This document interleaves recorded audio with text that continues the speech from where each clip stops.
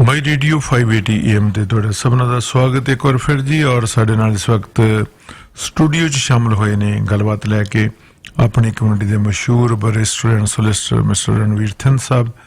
ਤੁਹਾਨੂੰ ਪਤਾ ਹੈ ਕਿ ਪਟਿਆਲਾ ਯੂਨੀਵਰਸਿਟੀ ਤੋਂ ਗ੍ਰੈਜੂਏਟ ਨੇ। ਇੱਥੇ ਆ ਕੇ ਉਹਨਾਂ ਨੇ ਆਪਣੀ ਕੰਪਲੀਟ ਕੀਤੀ ਜੀ ਲਾਅ ਦੀ ਸਟੱਡੀ, ਔਰ ਜਿਹੜੀ ਬਾਰ ਕਾਲ ਉਹਨਾਂ ਦੀ ਕੁਝ ਸਮਾਂ ਪਹਿਲਾਂ ਹੋਈ ਤੇ ਹੁਣ ਉਹ ਬੜੇ ਸਕਸੈਸਫੁਲੀ ਆਪਣੇ ਸ਼ਹਿਰ ਦੇ ਵਿੱਚ ਜਿਹੜੀ ਜੀ ਆਪਣੀ ਪ੍ਰੈਕਟਿਸ ਹੈ ਉਹਨਾਂ ਦੀ ਥਿੰਦ ਲਾਅ ਆਫਿਸ, ਜਿੱਥੇ ਉਹ ਜੋ ਜੀ ਇਹ ਸਰਵਿਸਿਜ਼ ਕਾਨੂੰਨ ਦੀਆਂ ਮੁਹੱਈਆ ਕਰਦੇ ਨੇ। ਤੇ ਆਓ ਉਹਨਾਂ ਨੂੰ ਵੈਲਕਮ ਕਰਦੇ ਹਾਂ, ਜੀ ਆਇਆਂ ਕਹਿੰਦੇ ਹਾਂ। ਤੁਹਾਡਾ ਸਵਾਗਤ ਹੈ ਜੀ, ਵੈਲਕਮ, ਸਤਿ ਸ਼੍ਰੀ ਅਕਾਲ ਜੀ। ਗੁੱਡ ਮਾਰਨਿੰਗ ਜੀ, ਸਤਿ ਸ਼੍ਰੀ ਅਕਾਲ ਜੀ ਬੁੱਟਰ ਸਾਹਿਬ, ਤੁਹਾਨੂੰ ਵੀ ਤੇ ਸਾਰੇ ਸੁਣਨ ਵਾਲਿਆਂ ਨੂੰ ਵੀ ਜੀ। ਬਹੁਤ ਧੰਨਵਾਦ ਜੀ। ਸਭ ਤੋਂ ਪਹਿਲਾਂ ਤਾਂ ਥੋੜ੍ਹਾ ਜਿਹਾ ਥਿੰਦ ਸਾਹਿਬ ਇਹ ਦੱਸੋ ਕਿ ਕਿਹੜੀਆਂ ਸਰਵਿਸਿਜ਼ ਤੁਸੀਂ ਜ਼ਿਆਦਾ ਜਿਹੜੀਆਂ ਜੀ ਇਸ ਵਕਤ ਕਾਨੂੰਨੀ ਸੇਵਾਵਾਂ ਪ੍ਰਦਾਨ ਕਰਦੇ ਹੋ, ਕਿਹੜੇ ਲਾਅ ਦੇ ਵਿੱਚ ਮੁਹਾਰਤ ਹੈ ਜੀ ਜ਼ਿਆਦਾ? Motor vehicle accident injury claims ਜੋ ਕਿ ਉਹਨਾਂ ਦੇ ਨਾਲ ਡੀਲ ਕਰਦੇ ਹਾਂ ਜੀ ਕਾਫੀ, ਉਸੇ ਬਾਰੇ ਅੱਜ ਆਪਾਂ ਥੋੜੀ ਗੱਲਬਾਤ ਕਰਾਂਗੇ। ਇਮੀਗ੍ਰੇਸ਼ਨ ਐਂਡ ਰਿਫਿਊਜੀ ਲਾਅ ਵਿੱਚ ਪ੍ਰੈਕਟਿਸ ਕਰਦੇ ਹਾਂ ਜੀ, ਜਿਹੜੀ ਕਿ ਅਪੀਲਸ ਹੋ ਗਈਆਂ, removals, federal court judicial reviews. Basically ਕਿਸੇ ਨੂੰ ਡਿਪੋਰਟੇਸ਼ਨ ਲੱਗੀ ਹੈ, ਕਿਸੇ ਨੇ ਰਿਫਿਊਜੀ ਕਲੇਮ ਪਾਉਣਾ ਹੈ, ਜਾਂ ਕਿਸੇ ਨੂੰ ਕੋਈ ਐਪਲੀਕੇਸ਼ਨ ਰਿਫਿਊਜ਼ ਹੋ ਗਈ ਹੈ, ਉਸਨੇ they are not happy with the outcome and they want to apply to federal court for a judicial review ਕਿ ਸਾਡੇ ਨਾਲ ਕੋਈ ਧੱਕਾ ਹੋਇਆ ਜਾਂ ਗਲਤ ਡਿਸੀਜਨ ਹੋਇਆ, ਉਹਨਾਂ ਕੇਸਿਸ ਦੇ ਵਿੱਚ ਹੈਲਪ ਕਰਦੇ ਹਾਂ ਜੀ। Criminal law, family violence, impaired driving, theft ਜੋ ਵੀ ਹੈ, drug trafficking and all that. Family law ਦੇ ਵਿੱਚ divorce, custody, child support, property division, ਇਸ ਬਾਰੇ ਆਪਾਂ ਹੋ ਸਕਦਾ ਨੈਕਸਟ ਜਿਹੜਾ ਮੰਥ ਹੋਊਗਾ ਉਹਦੇ ਵਿੱਚ ਇਹਦੇ ਬਾਰੇ ਆਪਾਂ ਗੱਲਬਾਤ ਕਰਾਂਗੇ। ਕਾਫੀ ਸਾਰੇ ਇੰਪੋਰਟੈਂਟ ਜਿਹੜੇ ਜੀ ਜਿਹੜਾ ਤੁਹਾਡਾ ਦਾਇਰਾ ਹੈ ਕਾਨੂੰਨ ਦਾ, ਉਹ ਬੜਾ ਵਸੀਹ ਹੈ ਔਰ ਕਾਫੀ ਵੱਡੇ ਦਾਇਰਾ ਤੁਸੀਂ ਕਵਰ ਕੀਤਾ ਹੈ, ਔਰ ਬੜੇ ਇੰਪੋਰਟੈਂਟ ਨੇ ਸਾਰੇ। ਬੇਸ਼ੱਕ ਕ੍ਰਿਮੀਨਲ ਹੈ, ਫੈਮਿਲੀ ਲਾਅ ਹੈ, ਇਮੀਗ੍ਰੇਸ਼ਨ ਹੈ, ਖਾਸ ਕਰ ਡਿਪੋਰਟੇਸ਼ਨ ਜਿਹੜੀ ਹੈ ਬੜਾ ਸੀਰੀਅਸ ਮਸਲਾ ਹੈ, ਔਰ ਇਹਦੇ ਨਾਲ ਜਿਹੜੀ ਮੋਟਰ ਵਹੀਕਲ ਇੰਜਰੀ ਹੈ ਜੀ, ਇਹਦੇ ਬਾਰੇ ਵੀ ਬਹੁਤ ਸਾਰੀ ਇੰਪੋਰਟੈਂਟ ਜਾਣਕਾਰੀ ਚਾਹੀਦੀ ਹੁੰਦੀ ਹੈ। ਰਾਈਟਸ ਕੀ ਹੁੰਦੇ ਨੇ ਜੀ ਤੁਹਾਡੇ ਅਗਰ ਮੋਟਰ ਵਹੀਕਲ ਐਕਸੀਡੈਂਟ ਤੁਹਾਡਾ ਹੋ ਜਾਂਦਾ ਹੈ, ਤੁਸੀਂ ਇੰਜਰਡ ਹੋ ਜਾਂਦੇ ਹੋ, ਤੁਹਾਡੇ ਕੀ ਹੱਕ ਨੇ ਜੀ ਉਹ 'ਚ? ਇਨ ਸਮਰੀ ਤਾਂ ਜੀ ਦੇਖੋ, ਕ੍ਰਿਮੀਨਲ ਪਨਿਸ਼ਮੈਂਟ ਤਾਂ ਨਹੀਂ ਹੈ, ਉਹ ਤਾਂ ਪੁਲਿਸ ਨੇ ਡਿਟਰਮਨ ਕਰਨਾ ਕਿ ਜਿਸ ਨੇ ਤੁਹਾਨੂੰ ਇੰਜਰ ਕੀਤਾ ਵੈਦਰ ਇੰਪੇਅਰਡ ਸੀ ਜਾਂ ਕੋਈ ਨੈਗਲੀਜੈਂਸ ਸੀਗੀ।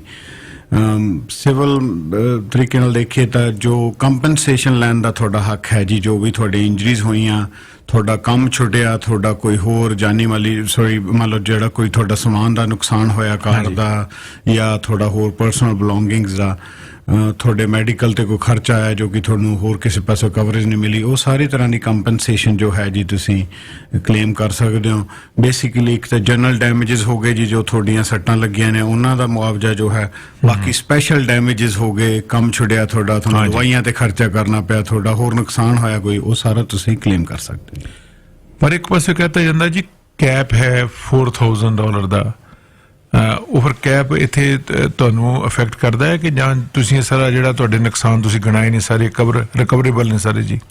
ਕੈਪ ਜੋ ਹੈ ਜੀ ਉਹ ਜਨਰਲ ਡੈਮੇਜਸ ਤੇ ਅਪਲਾਈ ਕਰਦਾ ਹੈ। ਓਕੇ, ਸੋ ਸ਼ੁਰੂ ਹੋਇਆ ਸੀ $4,000 ਦੇ ਨਾਲ 2004 ਦੇ ਵਿੱਚ ਜਦੋਂ ਰੈਗੂਲੇਸ਼ਨ ਬਣੀ ਹੈ। ਉਹਦਾ ਮਤਲਬ ਇਹ ਸੀ ਕਿ ਮਾਈਨਰ ਇੰਜਰੀਜ਼ ਜੋ ਨੇ ਉਸਦੇ ਜੋ ਜਨਰਲ ਡੈਮੇਜਸ ਨੇ ਉਹ 4,000 ਤੱਕ ਮੈਕਸਿਮਮ ਇੰਸ਼ੋਰੈਂਸ ਕੰਪਨੀਜ਼ ਆਫਰ ਕਰਦੀਆਂ ਸੀ। ਕਾਫੀ ਡਿਸਅਪੁਆਇੰਟਿੰਗ ਸੀਗਾ ਉਸ ਟਾਈਮ, ਪਰ ਇਵੈਂਚੁਅਲੀ ਸਮੇਂ ਦੇ ਨਾਲ ਉਹ ਕੈਪ ਅਮਾਊਂਟ ਵੀ ਥੋੜਾ ਵੱਧ ਗਿਆ ਜੀ, 5,000 ਤੋਂ ਉੱਤੇ ਹੈ ਇਸ ਟਾਈਮ।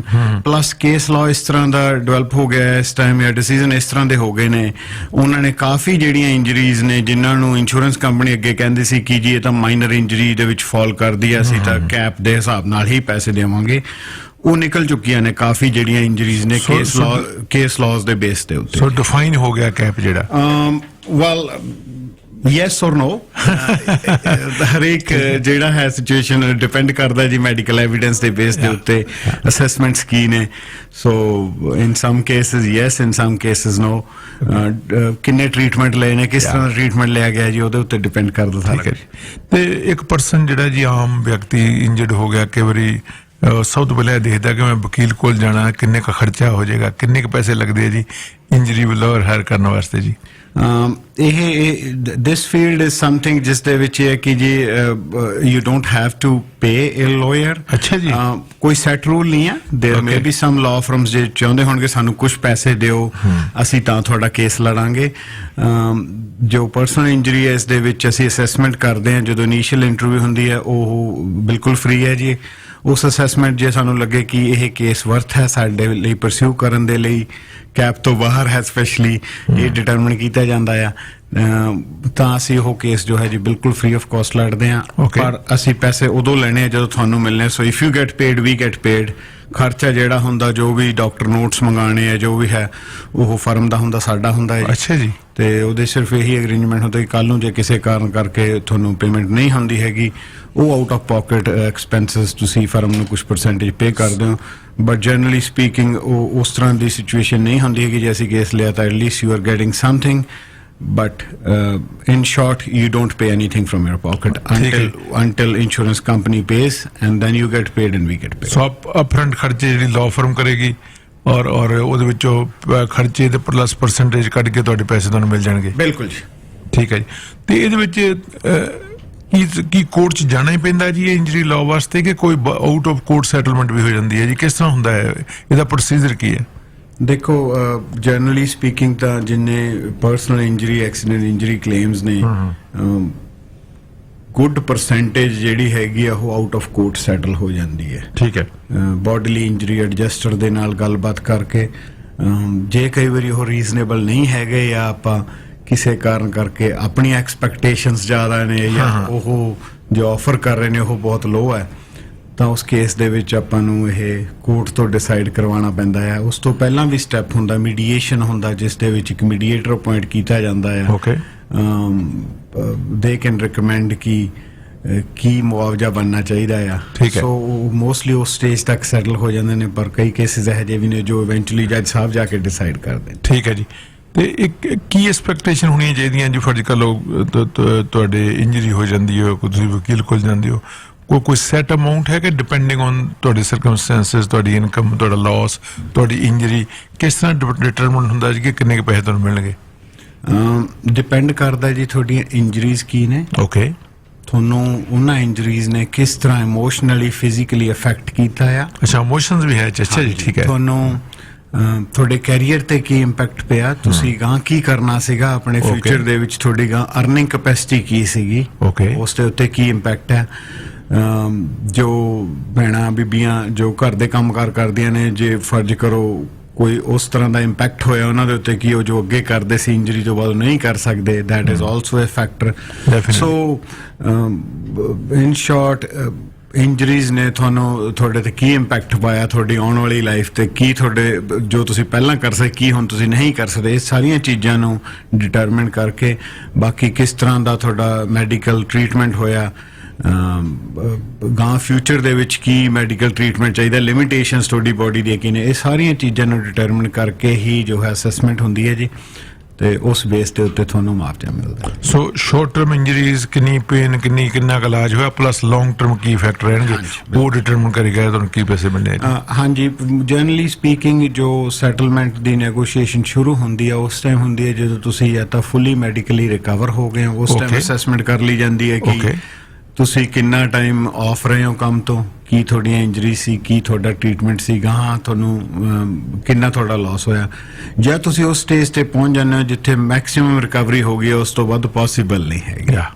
ਸੋ ਫਿਰ ਤੁਸੀਂ ਉਸ ਤਰ੍ਹਾਂ ਦੇ ਫੈਕਟਰਸ ਲੈ ਕੇ ਆਉਂਦੇ ਹੋ ਕਿ ਜਿਹੜੀਆਂ ਚੀਜ਼ਾਂ 'ਚ ਰਿਕਵਰੀ ਨਹੀਂ ਹੋਈ ਆ ਉਹਨਾਂ ਦਾ ਫਿਊਚਰ ਇੰਪੈਕਟ ਕੀ ਹੈ, future loss of income, future loss of house keeping, ਇਸ ਤਰ੍ਹਾਂ ਦੇ ਜੋ ਫੈਕਟਰਸ ਨੇ ਉਹ ਇਨਪੁਟ ਕਰਕੇ ਫਿਰ ਡਿਟਰਮਿਨ ਕੀਤਾ ਜਾਂਦਾ ਹੈ ਕਿ ਕੀ ਤੁਹਾਨੂੰ ਮੁਆਵਜ਼ਾ ਮਿਲਣਾ ਚਾਹੀਦਾ। ਸੋ ਡਾਕਟਰਸ ਦੀਆਂ ਰਿਪੋਰਟਸ ਤੇ ਪਲੱਸ ਤੁਹਾਡੀ ਐਕਸਪਰਟੀ ਐਜ਼ ਅ ਲਾਇਰ ਇਹ ਬਹੁਤ ਇੰਪੋਰਟੈਂਟ ਹੈ ਇੱਕ ਇੰਜਰੀ ਵਿਕਟਿਮ ਵਾਸਤੇ ਅਗਰ ਇੰਜਰੀ ਹੁੰਦੀ ਤੁਹਾਡੇ ਵਹੀਕਲ ਦੇ। ਪਲੱਸ ਇਸ ਦੇ ਵਿੱਚ ਜੋ ਨੇ ਐਕਸਪਰਟ ਵੀ ਕਈ ਵਾਰੀ ਇਨਵੋਲਵ ਕਰਨੇ ਪੈ ਜਾਂਦੇ ਨੇ। ਯੈਸ। ਸੋ ਉਹਨਾਂ ਦੀ ਐਕਸਪਰਟਿਸ ਉਹਨਾਂ ਦੀਆਂ ਰਿਪੋਰਟਸ ਜਿਹੜੀਆਂ ਨੇ ਉਹ ਵੀ ਕਾਫੀ ਮਾਇਨੇ ਰੱਖਦੀਆਂ। ਠੀਕ ਹੈ ਜੀ। ਅਗਰ ਤੁਹਾਨੂੰ ਕੋਈ ਸੰਪਰਕ ਕਰਨਾ ਚਾਹਣ ਤੇ ਅਪਾਇੰਟਮੈਂਟ ਬਣਾ ਕੇ ਆਉਣ ਜੀ ਕਿਸ ਇਸ ਤਰ੍ਹਾਂ ਹੁਣ ਔਰ ਨੰਬਰ ਕੀ ਹੈ ਜੀ, ਕਿੱਥੇ ਫੋਨ ਕਰਨ ਤੁਹਾਨੂੰ? ਮੇਰਾ ਡਾਇਰੈਕਟ ਲਾइन है जी 7807841295 ਜਾਂ ਤੁਸੀਂ ਮੇਰੀ ਪਰਸਨਲ ਆਫੀਸ਼ੀਅਲ ਈਮੇਲ ਜੋ ਹੈ ranbir@ranbirthin.com ਤੇ ਕੰਟੈਕਟ ਕਰ ਸਕਦੇ ਹੋ ਜੀ। ਕੋਵਿਡ ਦਾ ਸਮਾਂ ਆ, ਸੋ ਮੋਸਟਲੀ ਅਸੀਂ ਅਪਾਇੰਟਮੈਂਟ ਬੇਸਡ ਹਾਂ ਜੀ। ਪਲੀਜ਼ ਇੱਕ ਵਾਰੀ ਫੋਨ ਕਰੋ ਜਾਂ ਈਮੇਲ ਕਰੋ, ਉਸ ਤੋਂ ਬਾਅਦ ਟਾਈਮ ਸੈੱਟ ਕਰਕੇ ਤੁਸੀਂ ਜ਼ਰੂਰ ਮੈਨੂੰ ਮਿਲ ਸਕਦੇ ਹੋ ਜੀ। ਇੱਕ ਸਰੋਤੇ ਨੇ ਸਵਾਲ ਟੈਕਸਟ ਕੀਤਾ ਜੀ, ਉਹ ਕਹਿੰਦੇ ਜੀ ਕਿੰਨਾ ਕੁ ਟਾਈਮ ਲੱਗ ਜਾਂਦਾ ਸੈਟਲਮੈਂਟ ਹੋਣ ਨੂੰ?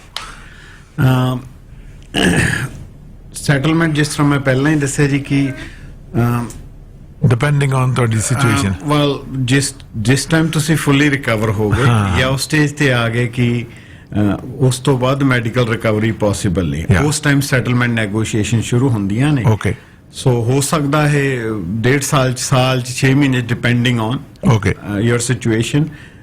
ਜੇ ਸੈਟਲ ਨਹੀਂ ਹੁੰਦਾ ਤਾਂ within 2 year of the accident ਆਪਾਂ ਨੂੰ ਜੋ ਹੈ ਕੋਰਟ ਦੇ ਵਿੱਚ ਕੇਸ ਫਾਈਲ ਕਰਨਾ ਪੈਂਦਾ ਹੈ ਜੀ। ਉਸ ਤੋਂ ਬਾਅਦ ਵੀ ਕਈ ਵਾਰੀ ਸੈਟਲ ਹੋ ਜਾਂਦਾ ਹੈ।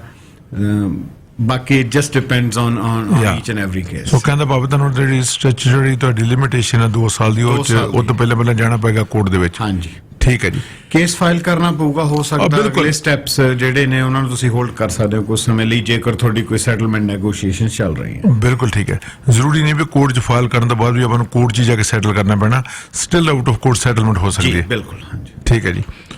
ਤੁਹਾਡਾ ਥਿੰਦ ਸਾਹਿਬ ਬਹੁਤ ਬਹੁਤ ਧੰਨਵਾਦ ਆਉਣ ਵਾਸਤੇ ਜੀ। ਔਰ ਸਾਡੇ ਗੈਸਟ ਹਨ ਰਣਵੀਰ ਥਿੰਦ ਸਾਹਿਬ, ਉੱਘੇ ਵਕੀਲ ਨੇ ਆਪਣੀ ਕਮਿਊਨਿਟੀ ਦੇ। ਅੱਜ ਉਹਨਾਂ ਨੇ ਬੜੀ ਖਾਸ ਜਾਣਕਾਰੀ ਦਿੱਤੀ ਹੈ ਆਟੋਮੋਬਾਈਲ ਇੰਜਰੀ ਜਿਹੜੀ ਹੁੰਦੀ ਹੈ ਜੀ ਉਹਨਾਂ ਵਾਸਤੇ, ਔਰ ਕਿਵੇਂ ਕੀ ਤੁਹਾਡੇ ਰਾਈਟਸ ਨੇ, ਕਿਵੇਂ ਉਹ ਕੇਸ ਤੁਹਾਡਾ ਲੜ ਸਕਦੇ ਨੇ, ਕਿਵੇਂ ਤੁਹਾਨੂੰ ਹੈਲਪ ਦੇ ਸਕਦੇ ਨੇ, ਕਿਹੋ ਜਿਹੀ ਸਹਾਇਤਾ ਅਵੇਲੇਬਲ ਹੈ, ਕੀ ਤੁਸੀਂ ਐਕਸਪੈਕਟ ਕਰੋ। ਔਰ ਹੋਰ ਜਾਣਕਾਰੀ ਲਈ ਤੁਸੀਂ ਉਹਨਾਂ ਨੂੰ ਫੋਨ ਕਰ ਲਓ। ਫਰਮ ਦਾ ਨੰਬਰ ਹੈ 7804327000। ਔਰ ਇੱਕ ਵਾਰ ਆਪਣੀ ਡਾਇਰੈਕਟ ਲਾਈਨ ਫਿਰ ਦੱਸ ਦਿਓ ਜੀ। 7807841295। ਸਾਰਿਆਂ ਨੂੰ ਜੀ ਵੈਲ ਵਿਸ਼ੇਸ ਸਾਡੇ ਵੱਲੋਂ। ਪਰ ਜੇ ਅਨਫੋਰਚੂਨੇਟਲੀ ਇਸ ਤਰ੍ਹਾਂ ਦੀ ਸਿਚੁਏਸ਼ਨ 'ਚ ਹੋ, ਮੋਟਰ ਐਕਸੀਡੈਂਟ ਜਾਂ ਕੋਈ ਘਰੇਲੂ ਕਲੇਸ਼ ਦਾ ਜਾਂ ਕੋਈ ਡਿਵੋਰਸ ਦਾ ਇਸ਼ੂ ਹੈਗਾ, ਪਲੀਜ਼ ਕੰਟੈਕਟ ਕਰਿਓ ਜੀ 7807841295। ਥੈਂਕ ਯੂ ਬੁੱਟਰ ਸਾਹਿਬ, ਤੁਹਾਡਾ ਬਹੁਤ ਬਹੁਤ ਧੰਨਵਾਦ ਜੀ ਆਉਣ ਵਾਸਤੇ। ਔਰ